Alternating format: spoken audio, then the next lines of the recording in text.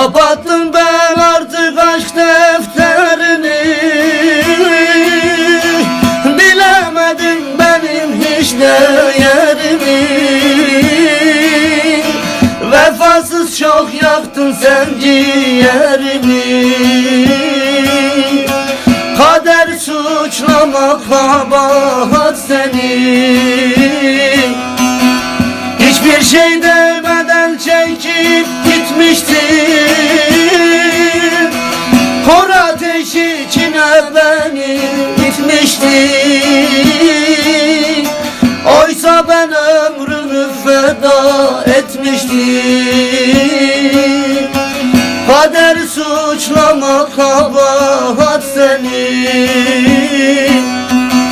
Hiçbir şey demeden çekip gitmiştin.